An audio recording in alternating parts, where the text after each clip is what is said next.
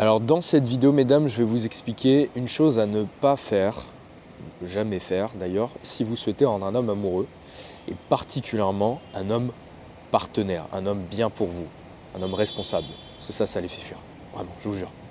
Alors on va pas traîner, surtout que le temps risque de changer. Cette chose-là, mesdames, c'est basé sur un mythe qui est que les hommes rechercheraient, attention, les hommes rechercheraient une femme challenge. Les hommes recherchent du challenge chez une femme. Ils auraient besoin que vous leur offriez un défi, voilà, pour nourrir leur ego. Alors ça, c'est pire.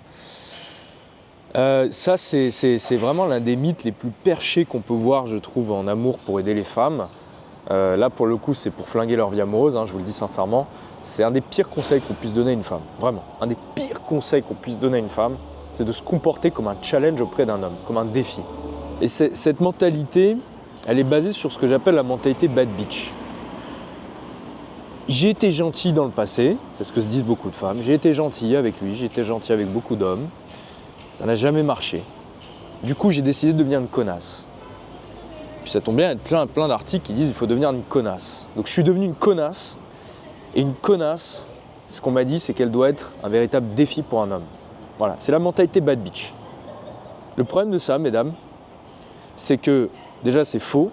C'est pas parce que vous avez été gentil, causalité n'est pas corrélation. C'est pas parce que vous avez été gentil dans le passé que c'est la raison pour laquelle un homme s'est désintéressé.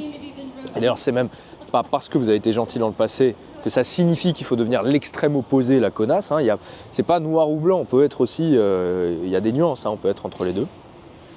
Mais aussi, surtout, c'est que vous allez créer un effet de filtre, en fait, mesdames. Quand vous vous comportez comme un défi, ça attire des hommes, je vais vous dire. Effectivement, ça attire des hommes.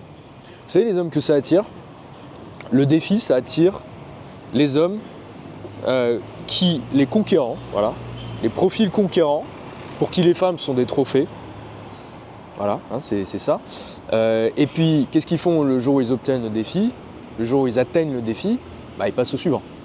Mais allons un peu plus loin là, dans le profil que vous allez attirer. Donc, profil conquérant, par exemple un politicien, pas réputé pour leur fidélité et leur santé, ou du moins leur... bon bref, on va pas rentrer là-dedans. Leur éthique. Égo surdimensionné. Oui... ceux qui aiment les défis, ceux qui ont beaucoup d'ego, en amour. Voilà. Troisième caractéristique, obsédé par la nouveauté, accro à l'adrénaline. Qu'est-ce que j'ai mis d'autre? Égo surdimensionné, obsédé de la nouveauté. Voilà. Je ne sais pas si ça vous rappelle un truc. Moi, ça me fait penser à ce qu'on appelle les famosos pervers narcissiques.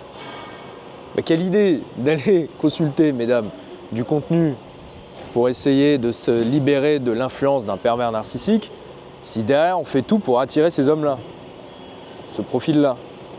Les hommes avec un égo surdimensionné, accro à la nouveauté, conquérant, profil conquérant pour qui les femmes sont un défi et un trophée, je ne suis pas sûr que ce soit les meilleurs. Et c'est cette mentalité de merde qui vous amène à attirer ce genre d'hommes. Donc il faut faire attention avec ça. Parce que de l'autre côté, les hommes que vous faites fuir, ce sont tous les hommes qui ont déjà assez de challenge dans leur vie comme ça pour venir s'en infliger un énième dans leur vie amoureuse, les hommes qui travaillent, les hommes qui ont des responsabilités, les hommes qui ont une vie intéressante. Ces hommes-là, ils ne peuvent pas se payer le luxe, mesdames, de se rajouter un défi dans leur vie amoureuse. Pire, même dans leur couple. Alors là, c'est inconcevable. Je pense par exemple à un ami à moi. Le mec, c'est vraiment pour moi, c'est le profil type du héros dans les films de Noël. Le mec est beau gosse, ambitieux, responsable, généreux. Vraiment, il y a tout. Le gars, il a vraiment tout. Célibataire. Et il a un boulot très prenant, avec beaucoup de stress. Il est marchand de biens. Mais ce mec-là, à chaque fois, je me dis, mais putain, comment une femme pourrait arriver dans sa vie et se positionner comme un défi pour lui? Mais ce serait inconcevable, en fait. En fait, une femme qui se positionne comme un défi, elle ferait fuir ce type de mec. Et il y en a plein des mecs comme ça. J'ai un pote avocat, c'est pareil. Des amis, des hommes comme ça ne peuvent pas se payer le luxe de s'imposer un énième stress dans leur vie. Et ce que je vous dis là est d'autant plus vrai. est de plus en plus vrai à mesure que l'homme que vous convoitez a des responsabilités dans sa vie, a des ambitions et a une vie intéressante. Plus un homme a du stress dans son boulot, dans sa vie, plus ce que je vous dis là est vrai. C'est-à-dire, plus il recherchera une femme qui est l'inverse d'un défi. Ça ne veut pas dire une femme qui s'écrase devant lui, c'est pas du tout la même chose. Et ça m'amène au dernier point, mesdames. Ne pas être un défi, ça ne veut pas dire être une serpillière sur laquelle on peut se nettoyer les pieds. C'est pas ça que je suis en train de vous dire. Et vous devriez exiger d'ailleurs d'un homme ce que j'appelle moi l'étiquette de la galanterie. Mais c'est très différent d'un défi. Dans le défi, il y a la notion de performance, il y a la notion de performance conditionnée. Tu pourras obtenir ça à condition que, dans la séduction ou dans le couple, tu dois me prouver ton amour. Tu dois me prouver si. Ou je vais t'envoyer des stress, des ambiguïtés pour voir si tu vas me courir après. Ça, c'est aussi beaucoup les femmes plus jeunes qui font ça, ou les femmes immatures, qui envoient des défis, des énigmes, des ambiguïtés, des contradictions, des choses compliquées, des problèmes à résoudre. Je te bloque, mais en fait, j'attends que tu me cours après. Des choses comme ça, en fait. Un mec qui est occupé dans sa vie, un avocat, un médecin, il n'a pas le temps pour ces conneries, en fait. Il n'a vraiment pas le temps. Un mec mature, un mec responsable, peu importe, j'ai dit médecin, avocat, ça peut être autre chose. Ça peut être un mec qui est passionné par un truc dans sa vie, il n'a pas le temps pour ça. Un mec qui a du stress et des responsabilités dans sa vie, il n'a pas le temps pour ces conneries. Pourtant, ces mecs-là sont probablement les meilleurs pour s'engager sur du long terme avec vous. Ces mecs-là qui ne veulent pas jouer, qui ne veulent pas d'énièmes défis parce qu'ils en ont déjà bien assez, ce sont probablement des mecs excellents pour vous, des mecs loyaux, des mecs qui ont envie de s'investir auprès d'une femme. Et donc là où je veux en venir, c'est que oui, vous devriez avoir vos standards de galanterie, bien sûr.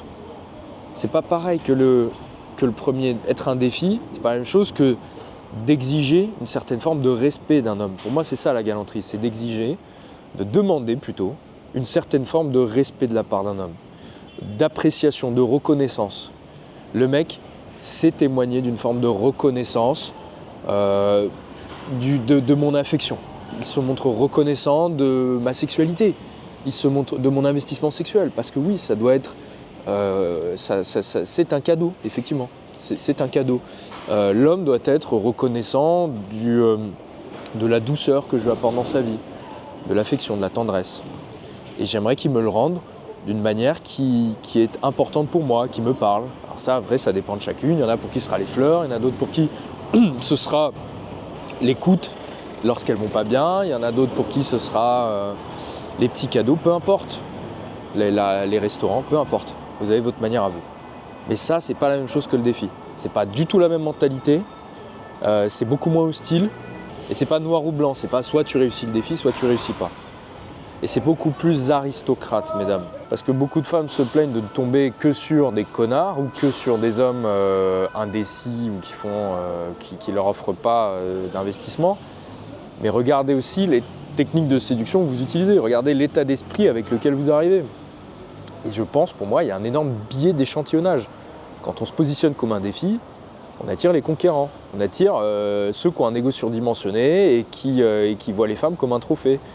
Mais on fait fuir tous ceux, et on attire aussi ceux qui ont beaucoup de temps libre devant eux. Hein. Parce que pour qu'une femme soit un défi, hein, ça demande du temps de le résoudre, le défi. Il y a des mecs qui n'ont pas le temps pour ça, mais vraiment pas le temps. Et si vous voulez aller plus loin pour mieux comprendre comment créer une connexion émotionnelle avec votre homme, peu importe le stade de la relation, cliquez sur la vidéo qui aura juste au-dessus là. Je l'ai publiée il y a 2-3 jours, elle est vraiment excellente. Je vous expliquerai comment, grâce aux méta-émotions, vous pouvez créer un lien émotionnel avec un homme.